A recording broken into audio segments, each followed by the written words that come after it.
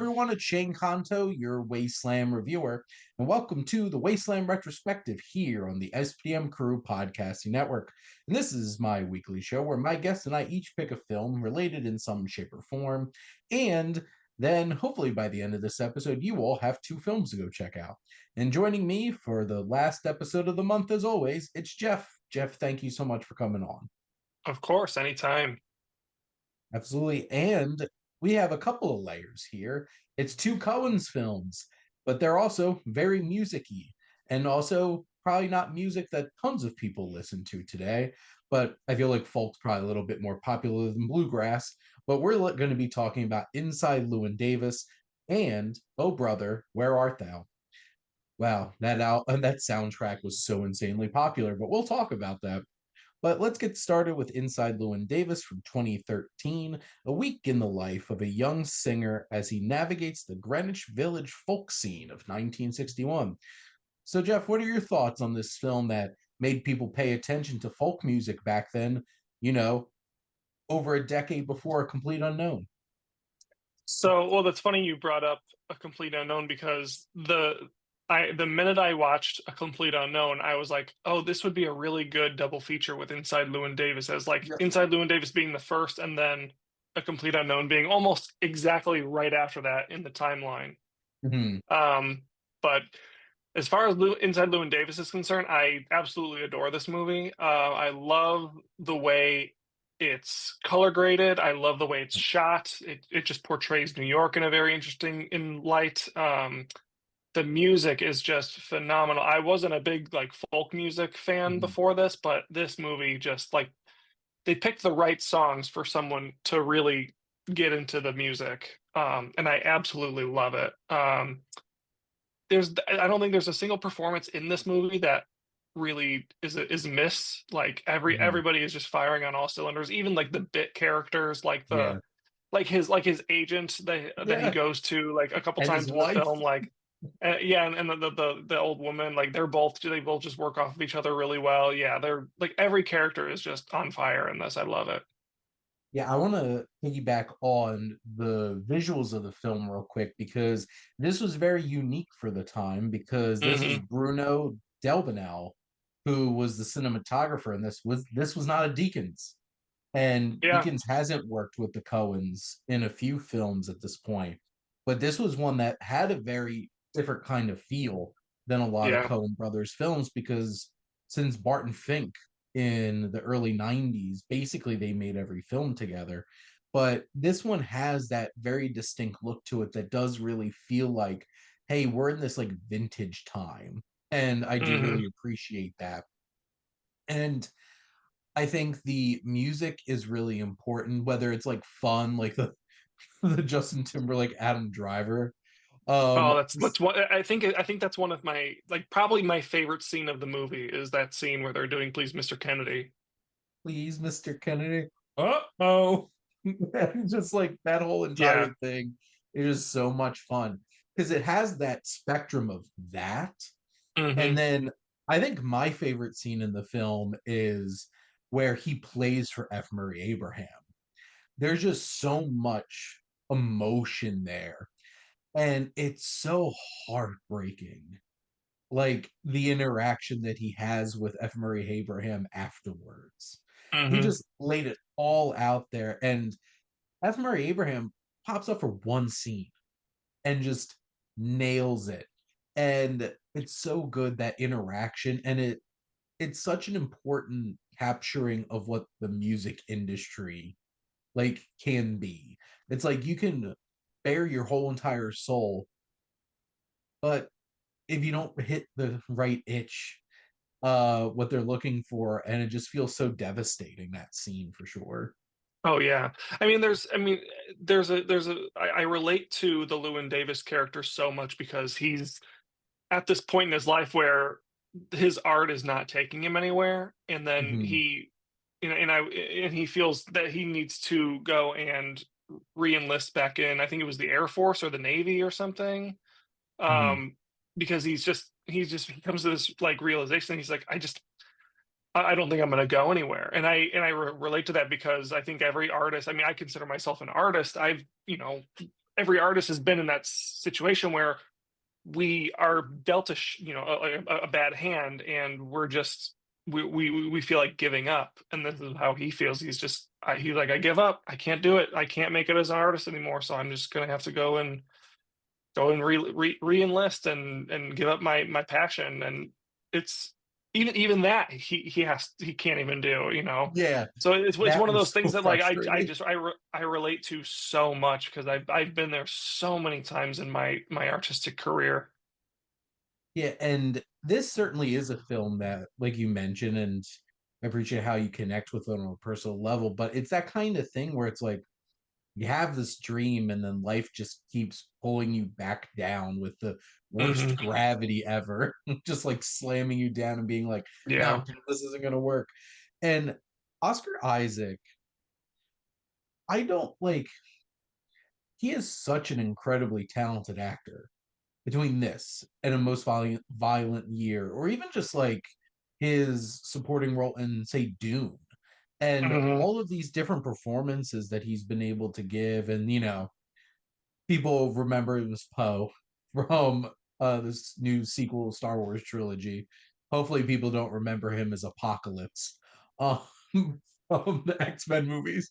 But like, he just gives such a significant performance because uh, Llewyn is not an easily likable person Yeah, at not this at point all. in his life, like the snapshot that we get, he's just not a happy person and he's not easy to be around. And I think what's so compelling is that there's a specter of maybe what he was like Hmm. before this. And when you find out what happened to his like former partner, and just that adds so much weight to this. But there's so many moments where you're just like, oh my god, like the cringe of Hmm. discomfort with how he deals with human interaction, and like that dynamic between him and Gene Carey Mulligan's character.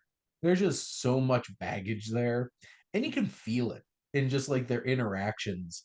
And I'm a humongous John Goodman fan, so I love seeing him pop up in Coen Brothers films like this. And like his character is so such an asshole.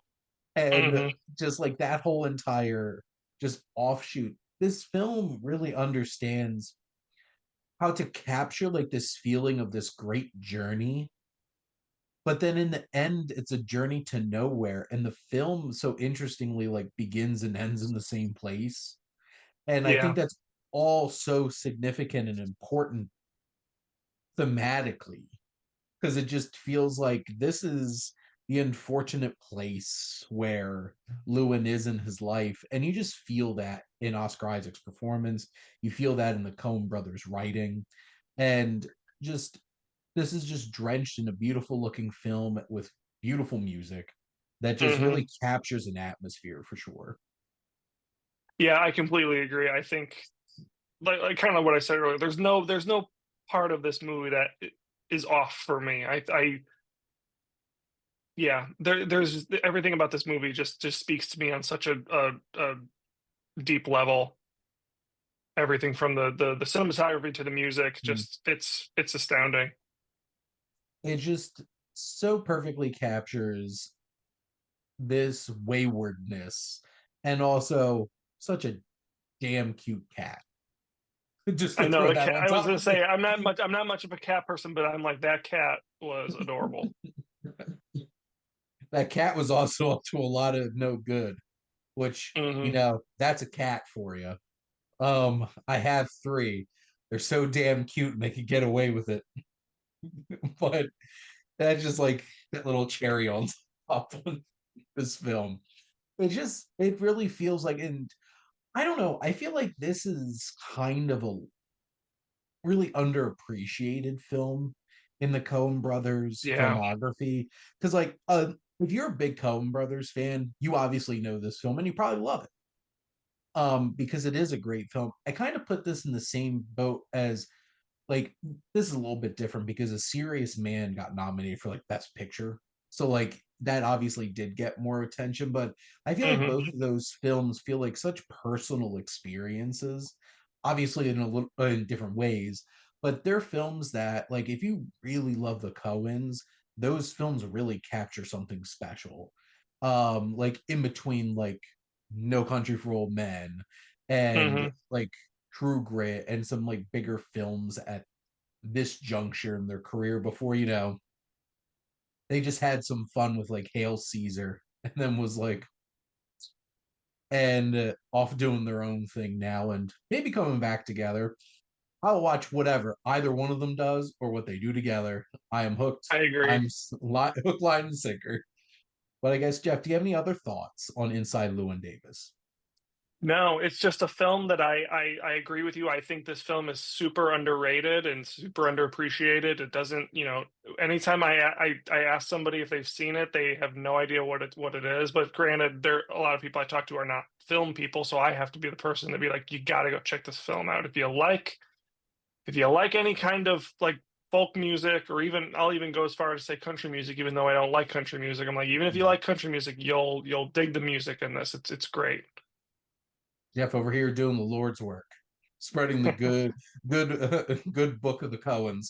And speaking of a man of constant sorrow like Llewyn Davis, we have Brother Where Art Thou, which this film is this has to be one of the best examples of how to creatively adapt a book, or in this case, an epic poem, because this is indeed an adaptation of Homer's Odyssey, which we're getting a real strict adaptation from Christopher Nolan, apparently. I Yeah. bet that So one doesn't have bluegrass. I was gonna ask about that because I'm not familiar with. I didn't know that this was a like a based on the Yeah. Odyssey, and so I when I saw that come up on the credits, I was like, really? Like, is that what the Odyssey's about? It's so interesting because from the very beginning, so before we jump into our thoughts on the film, just hitting on some of these points though, because like the quick synopsis is this is in the deep south during the 1930s. Three escaped convicts search for hidden treasure while a relentless lawman pursues them. So, first off, George Clooney's character is Ulysses Everett McGill, Hmm. aka Ulysses, for those that don't know, is the Roman version of Odysseus, aka the person who went on the Odyssey. Two, at the very beginning where they meet the blind black man on the cart, he's the Oracle of Delphi. And then you have John Goodman, who has an eye patch, is the Cyclops that, physically harms them. And I'm trying to think of other, like the three women singing to them are the sirens who bring them to their Okay. doom. So like there's a lot of, it's a mixture of that, and then you have that like blues lore with like Yeah. the hollow voiced man being, he's the devil, the crossroads kind of thing, who's coming after them. And it's a the basic framework of it is the Odyssey. And then, of course, you have all the hinges of what the actual story is for this particular one. But yeah, so this one is from 2000, and the soundtrack for this blew the hell up. This soundtrack sold so many like CDs and records and stuff Hmm. like that, and really brought bluegrass back to prominence, which was so weird in the year 2000. But yes, starring George Clooney, John Turturro, and Tim Blake Nelson as our trio. But Jeff, what are your general thoughts on "Oh Brother, Where Art Thou"? So I watched it last week in prep for today, and it was my second time watching it. I think I had seen it a few years before that. I went an embarrassing amount of time not seeing it before that. But I like it. I mean, it's fun, it's silly, it's quirky. Clooney is really fun to watch in it. I think Tim Mhm. Blake Nelson is really fun to watch in Yeah. it. He's just playing like a dopey guy. Um, but just seeing Clooney's journey through this whole thing is really fun, and I get a kick. I get a kick every time he's on screen. This so and I had a realization watching this. I'm like, my immediate reaction was, he's done his best work by far with Coen Brothers when he's having fun. But then I had to take a step back and really think about like, but he's great in Up in the Air. He's great in the Ocean's movies. He's great in Yeah. Michael Clayton. I'm like, okay, I just really enjoy him in the there's movies because he's just great a lot. Yeah, Or I like mean, The like I Descendants. think I was gonna say I think he's good in Descendants. He's good in Yep. what's another one too? I can't really remember, but you said all the ones I was gonna say. But yeah, like I mean, he's just so good in everything that he does, and like there's very few movies that I see him and I'm like he's not on his stuff today. My wife connects with Everett, the character, so much because my wife indeed has the gift of gab. And Yeah. Jess and I are huge Coen Brothers fans. That's one of the things that we have strongly in common with each other. And we Hmm. quote this movie an insane amount in our daily lives because just like from it's like when he's just like, I could get you some and be here in a couple of weeks. It's like, well, isn't this a geographical oddity? 2 weeks from everywhere. And just the dialogue in this movie is incredible. And just the it's like, hey, we're in a tight spot. Um, Hmm. and he kept doing that when they're in the barn, and he's like, I didn't get run over by no train, the paterfamilias. And just all of these, he's such a big character and he's such a grifter. And that's what makes him so entertaining, is because Hmm. like he is a snake charmer for sure, because like you just can't help but find Everett so charming, but he is indeed a greased up haired con man Yeah. for sure. And that's what works so well, especially the scene with him and Big Dan Teague, John Goodman as the Cyclops. He's like, "You sir, we have the gift of gab," Hmm. and their whole entire dynamic. But no, Tim Blake Nelson is fantastic in this as Delmer. He's the heart of the movie because like he's like, you know what? I lied. I did stick up that Piggly Wiggly, but it's all washed away. And just like you feel for him, and like he legitimately is trying to be a better person along the way with this. And John Turturro is having a lot of fun as Pete. He just has some moments. This film's endlessly quotable. Honestly, one of my favorite characters in this whole thing, which this has this whole entire like political subplot of this election going on, and Charles Durning as Happy O'Daniel is so funny in this, and his interaction with his like brain trust of like Hmm. his campaign managers and his son, it's just absolutely hilarious. And between him and like Wayne Duvall's Homer Stokes, their whole back and forth and stuff like that. And you can tell the Coen brothers just love cinema so much because there's so many great homages to things like, case in point, The Wizard of Oz, when they're all like looking up over at the Ku Klux Klan thing, is the same exact shot of the Scarecrow, the Lion, and the Tin Man looking over at the witch's castle, and they're all doing the Hmm. oh wheel. And it's just like there's just so many fun little nods like that in this film. And like this is a film that shouldn't work. This is an Odyssey adaptation in the Prohibition South with bluegrass music from start to finish. And somehow this was some magical alchemy that the Coen brothers put together and made something so delightful. And like this got Golden Globes attention, and outside of the music, it didn't get much at the Oscars. But like honestly, I think this should have gotten a lot of attention at the Oscars because like this is just such a creative, interesting film. Yeah, I agree that it's just so much fun. I love it a lot. And one of the most interesting things about this film is what Roger Deakins did in post. Because if you see the actual footage of this, like it was rich, like Hmm. green and everything. And they're like, whoa, we need to make this look like the Depression. And they desaturated everything. And like, I think, if I'm not mistaken, this is the first time they decolorized a whole entire film in post like that. Oh yeah. And they didn't give this man an Oscar. Roger Deakins didn't win an Oscar for 17 more years after this. Hmm. I'm a Deakins stan, and like for sure, I'm like, if he shoots a film, I'm like, I'm watching it. I'm excited for it. Even like I didn't love Empire of Light, but God, did that movie look gorgeous. Um, Yeah, I but did not like that movie at all. there's a lot of choices for sure Hmm. in that film, but the best choice was getting Roger Deakins to shoot it. Um, but this is just from a visual standpoint, just Pete Cohen's and Deakins working together.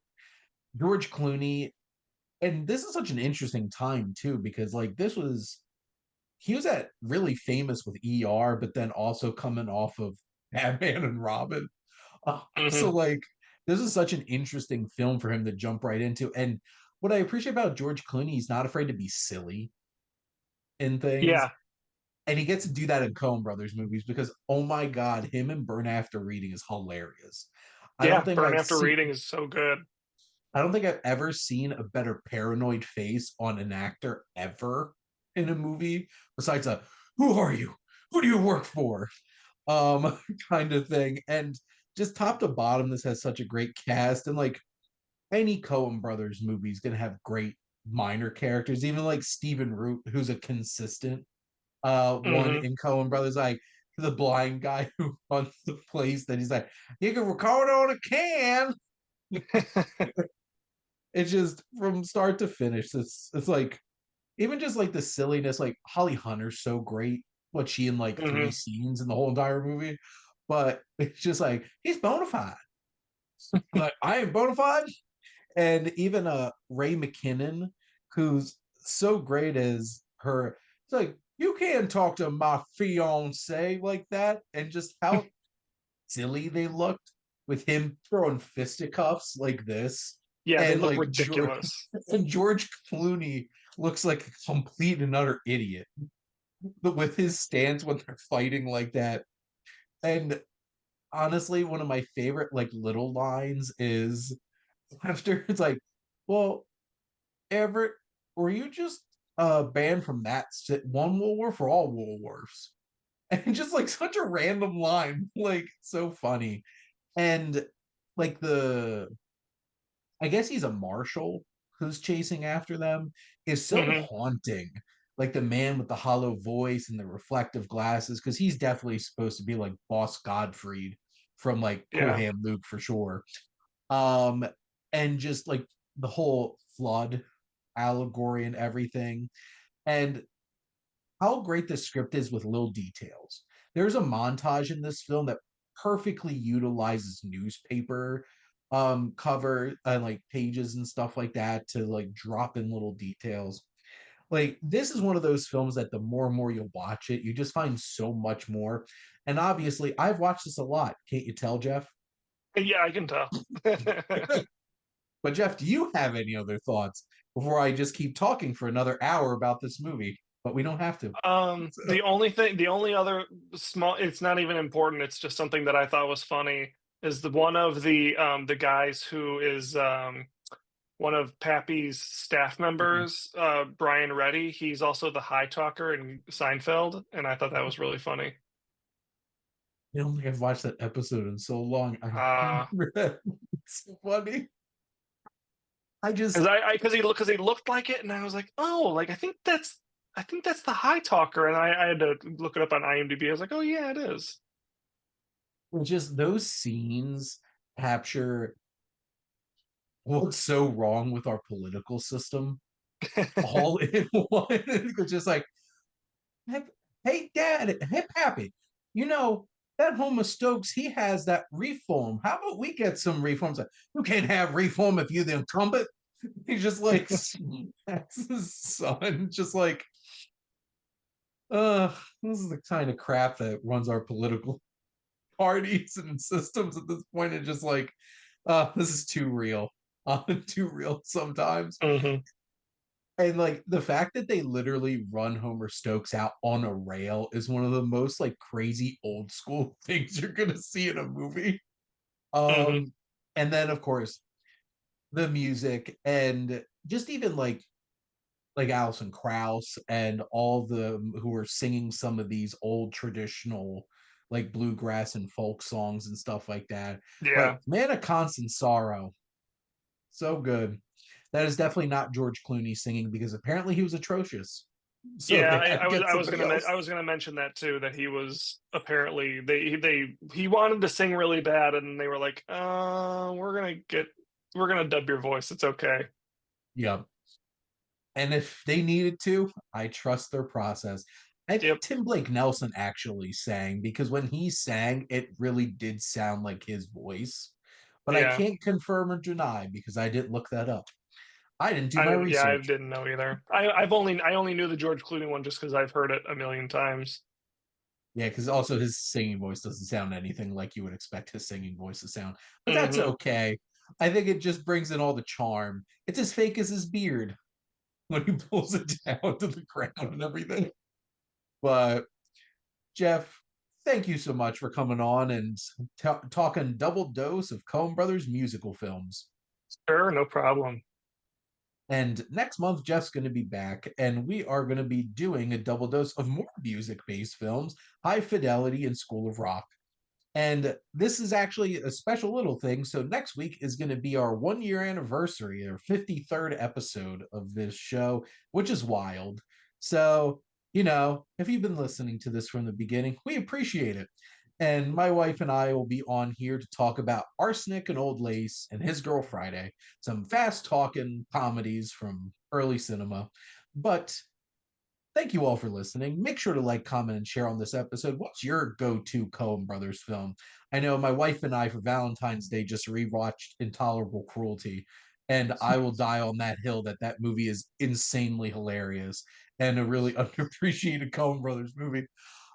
Make sure to follow or subscribe wherever to listen to your podcast. We're ever expanding here at the SPDM Crew Podcasting Network. New shows, Tolkien, music, more movies, you have to have it.